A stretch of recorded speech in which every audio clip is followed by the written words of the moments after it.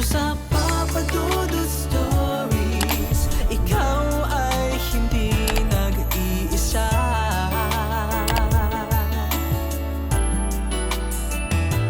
Dito sa Papa Dudut Stories, may nagmamahal sa'yo.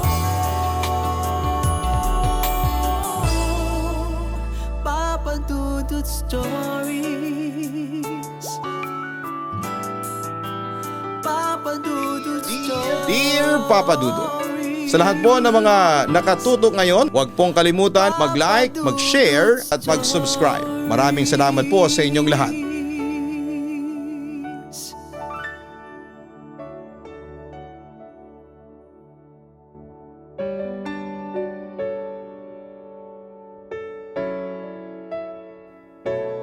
Ang pagkakaroon ng biyanan ay parang pagkakaroon ng pangalawang magulang. Kaya maswerte ang mga tao na mayroong biyanan na may gininto ang puso. Pero hindi lahat ng biyanan ay mabuting tao. Yung iba ay mapagkunwari at sa una labang magaling, tapos kinatagalan ay nagaan yung demonyo. Ikaw, kabarangay, nakatagpo ka na ba ng mapagkunwaring tao? Dear Papa Dudut, good day sa inyo dyan sa Pilipinas. Itago nyo na lamang po ako sa pangalang Honey Grace. 30 years old at isang OFW dito sa Jeddah, Saudi Arabia. Alam nyo proud po akong sabihin sa inyo na marami-rami kaming Pinoy dito na nakasubaybay sa programa ninyo, Maparadyo Man, at syempre sa inyong official YouTube channel na Papa Dudut. Basta palagi kaming nire-rekomenda ang programa ninyo dahil nagagalingan kami sa inyo, Papa Dudut. Kaya nga sikat na sikat kayo rito sa amin. Pero kung tutuusin, ang kapatid kong si Myra ang unang nag-introduce sa akin itong programa ninyo via online. Kaya naman simula noon ay kinahiligan na talaga naming makinig. Masasabi ko na naging isa sa mga bonding namin ni Myra ang makinig sa inyong programa, Papa Dudut.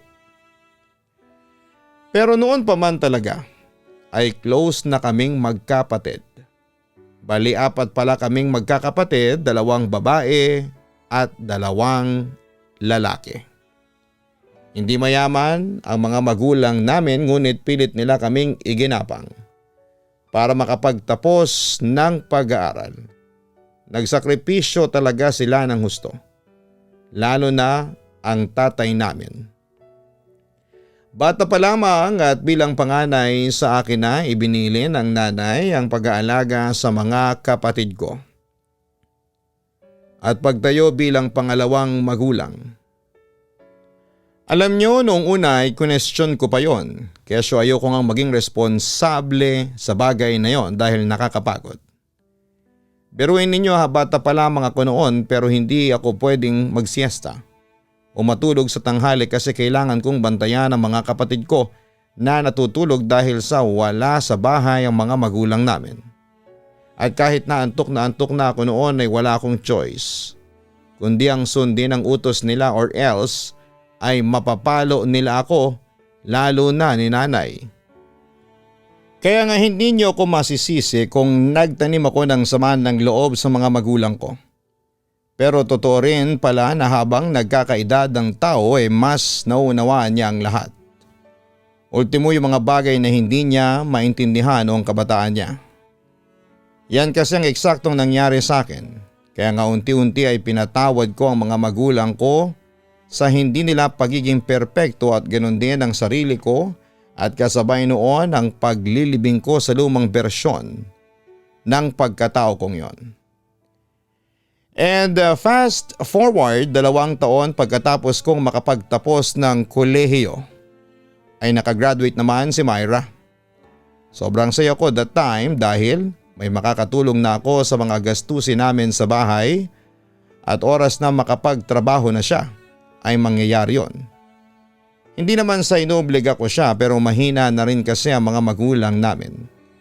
Lalo na si tatay na lagi nang nagkakasakit. kaya bihira na lamang makapagtrabaho. Bukod doon, isa pa sa mga kapatid naming lalaki ang nag-aaral. Yung isa naman ay meron ng sariling binubuhay kaya hindi na rin namin maasahan. Marami kaming pangarap ni Myra para sa pamilya namin, Papa Dudut. Pero lahat yon ay nabaliwala lamang noong nabuntis siya ng boyfriend niya 2 buwan pagka-graduate niya. Tapos ay hindi na siya nagtrabaho at nag-decide na lumipat na sa bahay nang nakabuntis sa kanya upang doon na manirahan. Kung tutuusin ay hindi kasi maayos ang bahay namin. At di hamak na mas komportable sa bahay ng boyfriend niya. Kaya naman kinain ako ng kaisipan na baka paraan yon ng kapatid ko upang takasan ang obligasyon niya sa pamilya namin. Simula noon ay nagkaroon ng lamat ang aming relasyon, Papa Dudut. Hindi ako likas na masama ngunit nagawa kong tiisin na hindi na kausapin si Myra sa loob ng 9 na buwan.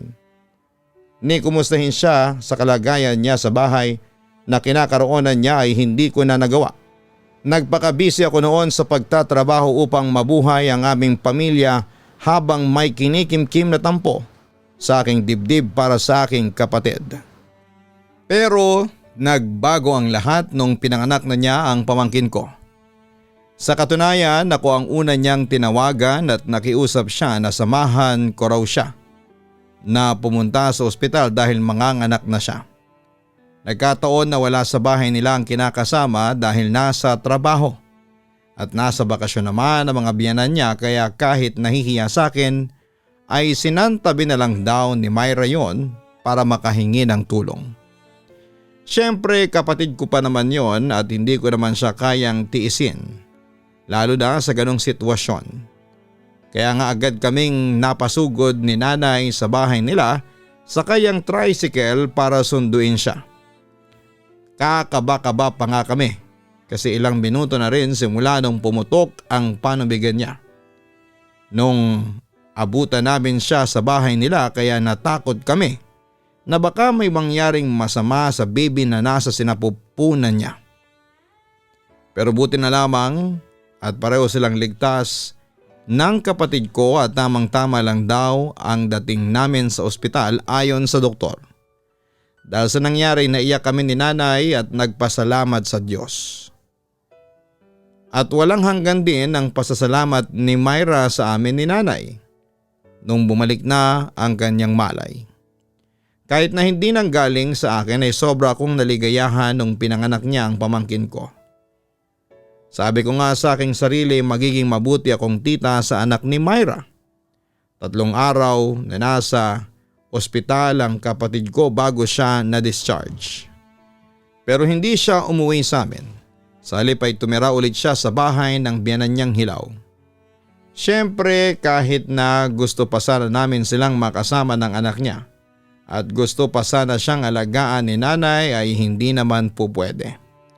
Kaya hinayaan na lang namin siya na manirahan sa kabilang bahay at mamuhay kasama ang bago niyang pamilya. Pero kapag may pagkakataon, dumadalaw naman sa bahay si Myra kasama ang anak nila. At kapag nangyayari yon ay tuwang-tuwa kami. Lalo na ang mga magulang namin dahil nakita at nakabanding na naman nila ang kanilang apo. Nagpatuloy lamang ang ganong sistema ng aming pamilya hanggang mag-1 taon ang pamangkin ko. Tapos ay unti-unting napansin ko ang pamamayat ni Myra, Papa Dudut. Bukod doon ang itim at ang laki na rin ng eye bags niya. Kapag bumibisita siya sa amin halos hindi na niya nagagawang magsuklay. Akala ko normal lamang yon kaya siya nagmamadali siya o mahangin sa labas lalo pag sumasakay sila ng tricycle. Pero hindi pala yon ganon kasimple.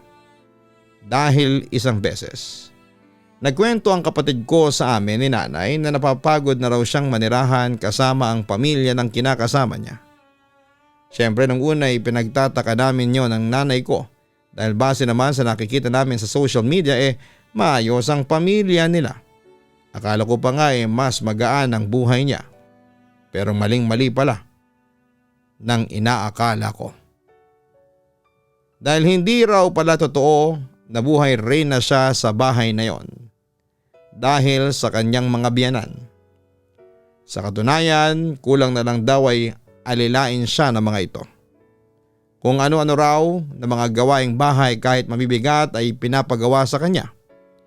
Sa katunayan ay pinaglampaso na raw siya ng sahig kahit 2 linggo pa lamang daw siya noon na nakakapanganak kaya siya nabinat. Mas pinili na lang daw ng kapatid ko na hindi sabihin sa amin ang sitwasyon niya dahil kaya pa naman niya at tiniis niya kasi gusto nga niyang pakisamahan ng magulang ng kinakasama niya. Pero matapos naming marinig ni nanay ang kwento niya ay napagulhol na lamang kami dahil sa kanyang masalimuot na sitwasyon. Matapos noon, hinimok siya ni nanay na lumipat na lamang sa bahay namin at pagtiyagaan ng hindi kagandahang itsura ng aming tahanan. Wala pa naman daw kasi silang kakayahan na makabukod dahil hindi rin makaipon ang kinakasama niya kesyo malaking bahagi ng kinikita nito ay napupunta sa panggatas at diaper ng anak nila. Hindi naman daw kasi ito sinusuportahan ng mga magulang. Nung una lang, oo, pero noong sumunod ay hindi na. At ayaw na rin daw nilang umasa pa sa mga ito dahil nakakarinig sila ng panunumbat. Lalo ang kapatid ko dahil perme siyang naiiwan sa bahay nila. Katwiran ni Myra, kahit naman daw wala silang mayambag na pera ay nag-aabot pa rin sila kapag kaya. Bumibili sila ng ulam at si Myra ang nagluluto. Siya rin ang naglilinis sa bahay nila para naman wala nang masabi ang mga biyanan niya. Kaya lang kahit na ano raw ang gawin niya ay meron pa ring masasabi ang mga ito. Kaya nga naiiyak na lamang ang kapatid ko nung minsan siyang nagkwento sa akin dahil pagod na raw siya. Papadudot, akala ko ay yun na ang magiging turning point ng buhay ni Myra. Yun bang maiisip na niyang umuwi sa amin? Pero nagkamali ako. Nung araw na nag-usap kami nila mama ay hindi pa rin nag-decide si Myra na umuwi sa amin. Sa halip ay umuwi pa rin siya sa mga biyanan niya. Pinaintindi naman niya sa amin na hindi raw ganon kadaling lumipat lalo at may baby sila ng kasama niya. Maselan daw kasi ang anak nila. Ayaw sa mainit na lugar, ganito ganyan. Deep inside ay nasaktan at nainsulto kami ni nanay dahil hindi nga katulad ng bahay ng mga biyanan niya na sementado at di-aircon ang bahay namin. Kaya hindi na rin kami tumutol sa desisyon niya at pinabayaan na lang namin siya, papadudot. Kung tatanungin niyo naman ako kung may sama ng loob ako sa aking kapatid ay wala naman ang isasagot ko dahil nagkapatawaran na kami. At ang mahalaga na lamang ng mga panahong yon ay ang kasalukuyan. Basta sabi ko nga sa nanay ko ay nag-offer kami sa kanya so siya na lang ang bahala sa magiging take niya rito. Anyway, fast forward, nagpatuloy lamang ang buhay at pamumuhay namin ng aking pamilya. Dumadalaw pa rin naman ang kapatid ko sa bahay namin kasama ang anak niya na kinagigiliwan ko ng husto. Mahilig ako sa bata pero wala pa sa utak ko ang magka-baby ng mga panahong yon. At perfect timing talaga na nagkaroon ako ng pamangkin dahil ma-spoil ko siya. Papadudot, napansin ko na lamang sa bawat pagpunta ng kapatid ko ay patamlay siya ng patamlay. Palungkot din ang palungkot ang mga mata niya. Bagay na agad kong sinabi sa nanay namin dahilan para labis naman siyang mag-alala. Kaya nga kinausap ko na ng masinsina ng kapatid ko at pinaamin kung ano ang nangyayari sa kanila doon sa bahay ng biyanan niya. Sinabi niya sa akin na wala naman daw. Sadyang may mga sakit lang siya ng araw na yon at nanghihina. Hindi nagtagal ay nawala ng malay ang kapatid ko, papadudot. Nabuwal siya sa harapan ko dahilan para mataranta ako ng husto. Nagsisigaw ako ng tulong at mabilis namang pumunta si nanay sa kinakaroonan namin. Noong time na yon kasi ay nasa kusina siya para magluto. Siyempre kagaya ko ay nataranta rin ang nanay namin. Pero sinabihan ko siya na humingi ng saklolo sa mga kapitbahay para mabuhat si Myra at madala namin sa ospital. Bagay na sinunod naman ni nanay. Mabilis siyang lumabas ng bahay at dinig ko mula sa kinakaroonan namin ang kanyang sigaw na may magkahalong takot at pag-aalala. Mga damdamin na eksaktong nararamdaman ko ng mga panahong yon. Paulit-ulit ko namang sinasabihan si Myra na magpakatatag, lalo at nakikita kong maputla na siya ng mga panahong yon. Hanggang sa dumating na nga ang saklolo at mabilis na naming dinala sa ospital ang kapatid ko. Over fatigue at mataas na lagnat ang naging findings sa kanya ng doktor. Kaya kinakailangan niyang manatili sa ospital para matutukan siya. Alalang-alala kami ni nanay dahil sa nangyari. Ang baby naman niya ay si nanay muna ang nagbantay, Papa Dudut, dahil ayaw ng kapatid ko na ipaiwan sa biyanan niyang babae, lalo't hindi rin matututukan ng tatay kasi nga ay may trabaho. Ako naman ang inaasahan ng nanay ko na titingin at magbabantay sa kapatid ko. Sa loob ng 2 araw, masasabi ko na naging mabuti naman ang kalagayan ng kapatid ko. Unti-unting nanumbalik ang kanyang lakas, kaya noong 3 araw ay na-discharge na siya sa ospital. Nung tinanong namin siya kung saan siya bahay mag-i-stay para makapagpahinga, ay sinabi niya na babalik na raw siya sa bahay ng biyanan niya para maalagaan ang kanyang anak. Besides ay doon pa rin naman sila nakatira, kaya nagbili na lamang si nanay na wag lang daw ibang tao ang alagaan niya o maging anak at kinakasama niya, kundi dapat pa rin daw niyang i-priority ang kanyang sarili. Umuo naman ang kapatid ko kaya napanatag na kami ni nanay, Papa Dudut. Pero mabilis na lumipas ang 1 linggo. Nagimbal na lamang kami sa balita mula sa kanyang kinakasama na sinugod daw nila sa ospital ang kapatid ko dahil muli na naman daw itong nawala ng malay sa bahay nila. That time ay nasa trabaho ako pero mabilis ako nagpaalam sa aking supervisor para makapunta sa ospital na kinakaroonan ng kapatid ko. Kaya lang ay medyo na traffic ako at pagdating ko doon ay gano'n na lamang ang takot at gulat ko nang makita ko sa hallway ang kinakasama niya na humahagulhol ng iyak. Doon ko na nga napagtanto na patay na si Myra ng mga panahong yon, Papa Dudut. Nabinat siya at alam ko na kasalanan ng mga biyanan niya kung bakit siya namatay. Kaya naman galit na galit kung sinumbat sa kinakasama niya. Napasimpleng humingi ng tawad at nakiusap na huwag ko naman daw pagbintangan ng mga magulang niya. Pero mas na naig ang galit ko ng mga panahong yon dahil hindi na may babalik pa ng paghingi niya ng tawad ang buhay ng kaisa-isa kong kapatid na babae. Bukod doon ay malaki din ang panghihinayang ko sapagkat maliit pa ang kanyang anak para maulila sa magulang. Papa Dudut, paano na ang baby niya? Sino na lamang ang titingin at mag-aalaga rito? Yung alaga ng nanay na may malasakit at kalinga dahil iba pa rin talaga ang alagang ina. Ako ang nagbalita kay nanay ng malungkot na sinapit ng kapatid ko, Papa Dudut. Iyak nang iyak ang nanay ko at hindi pa nga siya agad makapaniwala. Nagalit din siya sa biyanan ni Myra ngunit sinantabi niya yon sapagkat nadaig siya ng matinding kalungkutan. Nagluksa talaga ang pamilya namin sa pagkamatay ng aking pinakamamahal na kapatid na babae. Papa Dudut, sa bahay ibinurol si Myra at ang parents namin ang naging punong abala. Hindi ko pa rin alam ang plano ng kinakasama ni Myra tungkol sa anak nila hanggang sa nag-offer si nanay na siya na lamang muna ang mag-aalaga.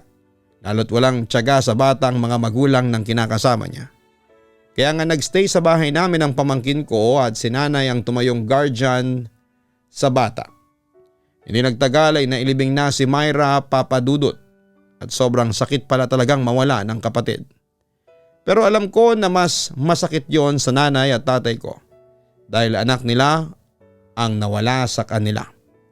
Meron ngang kasabihan na ang anak ang dapat maglibing sa magulang at hindi ang magulang ang maglilibing sa mga anak. Aminado ako na may mga gabi na umiiyak ako bago matulog dahil sariwa pa ang nangyaring pagkamatay ni Myra.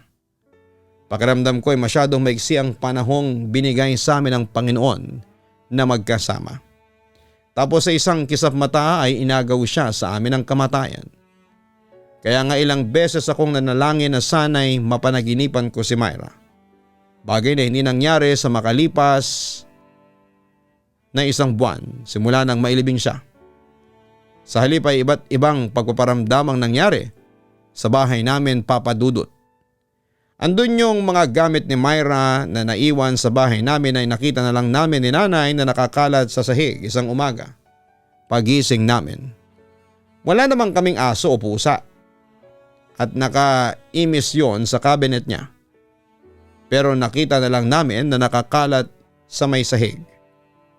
Kahit na nagtataka ay mabilis namin yung niligpit ni nanay dahil ayaw namin nang nakakalat ang gamit ni Myra. Para na rin ipakita ang respeto namin sa kanya dahil kilala kong maimpis sa gamit ang kapatid kong yon, Papa Dudut. Sunod na pagpaparamdam. Ayon sa kwento ng nanay ko na noong abala raw siya sa pagluluto ay bigla na lamang nagtindigan ang mga balahibo niya.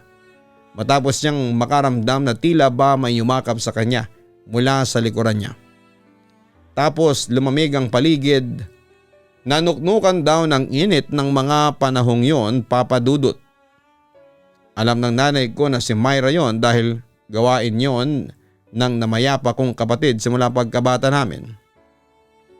Kaya nga naiyak na lamang kami matapos naming magkakwentuhan dahil pareho naming namimiss si Myra, Papa Dudut. Ang pagpaparamdam naman na nangyari na sumunod ay naranasan naman ni tatay. Alam nyo hindi talaga yon mapaniwalain sa mga multo, elemento at kahit na ano pang halimaw sa mundo. Pero sabi niya isang beses na nagising siya ng maaga at nanalamin dahil mag-aahit siya. Ay bigla na lamang daw siyang nakaramdam ng kilabot sa paligid. Nung una ay binaliwala lamang ngayon at pinagpatuloy lang niya ang ginagawa. Nasa kalagitnaan na siya ng pag-aahit niya. Nang bigla siyang matigilan at mapatitig sa salamin dahil kitang kita raw niya ang namumuong itim na imahe ng babae sa kanyang likuran. Agad na kinabahan ang tatay ko at natuod sa kinakatayuan. Tapos nung natauhan siya ay nabitawan naman niya ang salamin na hawak niya dahilan para mabasag ito sa sahig at mabasag. Sa taranta ng tatay ko, nakaapak pa siya ng bubog mula sa nagkabasag-basag na salamin kaya napaaray siya ng medyo malakas. Yun ang dahilan kaya nagising si nanay at nag-alala noong nakita ang dugoang paa ng tatay ko. Papa Dudut, mabilis na nilinis ni nanay ang sugat ni tatay na buti na lamang ay hindi kalaliman. Takot pa naman ang tatay ko sa dugo kaya minadali niya talaga ang paglilinis. Natuwa pa nga ako habang kinikwento niya yon sa akin dahil na-imagine ko ang mukha ni tatay, Papa Dudut. Sa kabilang banda ay sigurado si tatay na kaluluwa ni Myra ang nagpakita sa kanya. Sigurado siya dahil kabisado raw niya ang korte ng mukha ng anak niyang yon. Kaya naman pinagpalagay naming tatlo na si Myra ngayon, Papa Dudut. Tapos muli na naman kaming nakaramdam ng matinding lungkot at pagdadalamhati sa pagpanaw ng kapatid ko. Dahil hindi namin maibabalik ang buhay niya at ang tanging magagawa na lang namin ay alagaan ang kaisa-isa niyang anak. Kaya nga noong araw ding yon ay binisita namin ni nanay at tatay ang puntod ni Myra at nag-alay ng panalangin. Bumili rin pala ako ng 2 pirasong rosas na pula dahil yon ang paboritong bulaklak ni Myra. Pagdating namin sa sementeryo at nang madako sa puntod ni Myra ay agad na humagulhol ng iyak ang nanay ko, Papa Dudut. Naiyak na rin kami ni tatay kahit pinipigilan namin. Kinausap ni nanay ang namayapan niyang anak at sinigurado niya na sabihing aalagaan niya ang baby nito at hinding-hindi pababayaan. Sinabi naman ng tatay ko na karma na lang ang bahala sa mga taong nanakit sa kanya. At sinugundahan ko yon, dala na rin siguro ng bugso ng damdamin. Pagkatapos noon ay isang malamig na hangin ang naramdaman naming yumakap sa aming mga balat. Mabilis na lumipas sa mga araw. Nabalitaan namin na naaksidente ang mga magulang ng dating kinakasama ni Myra, Papa Dudut. Dead on the spot daw ang mga ito. Kaya naman ganoon na lamang ang tinding kilabot na nararamdaman namin. Ewan kung yun na nga ang karmang sinabi ni tatay, pero malaki ang paniniwala namin na yun na nga. Bagaman hindi naman kami naghangad na mamatayan ng magulang ang tatay ng pamangkin ko. Ngunit nangyari pa rin ng hindi inaasahan. At wala namang kaming kakayahang upang mapigilan yon. Aminin ko na nalungkot din naman ako sa nangyari. Pero nag-move on na lamang ako. At sa halip ay nag-focus sa aking trabaho at sa pamangkin ko na naiwan sa amin ni Myra. Kahit na hindi ako ang nanay niya, ay itinuring ko siyang parang tunay na anak, Papa Dudut. Isang gabi ay napanaginipan ko si Myra. Tandang-tanda ko pa si Myra, ang kanyang itsura sa panaginip ko. Nakangiti siya, maliwanag ang kanyang mukha at nakasuot siya ng puting kasuotan. Nung tinangka ko siyang lapitan para yakapin ay agad akong napahinto matapos niyang umiling. Narespeto ko yon at pinagmasdan na lamang ang mukha ng aking kapatid. Tapos ay unti-unti na siyang nawala, pero bago tuluyang mangyari yon ay narinig ko pa na umusal siya ng mga salitang salamat at paalam. Kaya hindi ko na napigilang mataranta at tinangka ko pa nga siyang habulin. Ngunit tuluyan ang kinain ng liwanag ang kapatid ko, kaya naglaho na siya na parang bula sa aking paningin. Doon ako nagising at agad na umiyak dahil naninikip ang dibdib ko ng mga panahong yon. Hindi nagtagal ay dumating si nanay, inalo niya ako at niyakap at pagkatapos ay inusisa kung ano ang nangyari. Doon ko na kinuwento na napanaginipan ko si Myra na nagpapasalamat at nagpapaalam sa akin, Papa Dudut. Sigurado ako na kung saan man naroon ngayon ang kapatid mo ay maligaya na siya. Sabit na lamang ni nanay bilang pampalubag ng loob. Kahit na ayokong tanggapin ay yun na lang ang inisip ko, Papa Dudut. Sa kasalukuyan, nandito na ngayon ako sa Saudi Arabia at alam ko na proud sa akin si Myra dahil pangarap naming makapag-ibang bansa. Noong mga bata pa lamang kami. Bukod kasi sa pagtupad ng pangarap naming yon, isa rin sa rason. Kaya ako nag-abroad ay upang mabigyan ng maayos na buhay ang pamangkin ko. Alam ko na meron pa rin naman siyang tatay, ngunit gusto ko lamang tuparin ang pinangako ko sa aking kapatid. Naalagaan ko at mamahalin ang kanyang kaisa-isang anak na naiwan. Hanggang dito na lamang ang sulat ko, Papa Dudut. Maraming salamat sakaling mapili nyo itong basahin sa inyong channel. Sana lalo pa kayong magtagumpay sa buhay na ito. Lubos na gumagalang, Honey Grace. Huwag nating abusuhin ang isang tao lalo na at handa nilang gawin ang lahat para sa atin. Tandaan natin na pag nagtanim tayo ng masamang butil, abay syempre masamang bunga rin po ang ating aanihin. Kaya nga mahalaga na tratuhin natin ng maayos ang isang tao upang maayos din tayong tratuhin ng kapalaran. Huwag tayong maging masama sa ating kapwa dahil hindi tayo makakatanggap ng pagpapala. Hanapin ang Kaistorya YouTube channel at mag-subscribe para sa ibang horror stories. Produced by Papa Dudut, narrated by Jason Steele. Ganon din ang Papa Dudut Family YouTube channel. Sana po isuportahan nyo yan at manalo sa bawat post na ginagawa namin.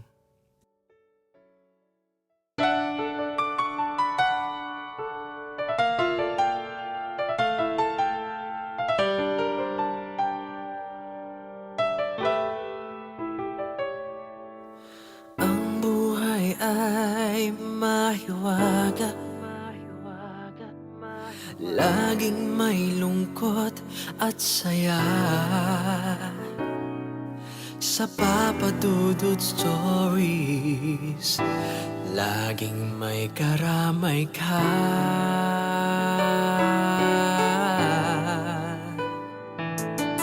Mga problemang kaibigan, dito ay pakikinggan ka. Sa Papa Dudut Stories, kami ay iyong kasama.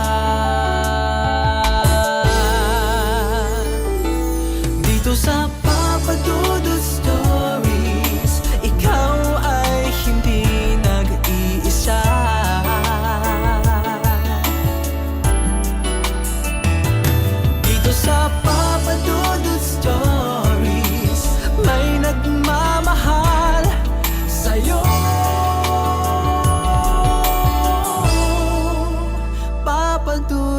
Stories.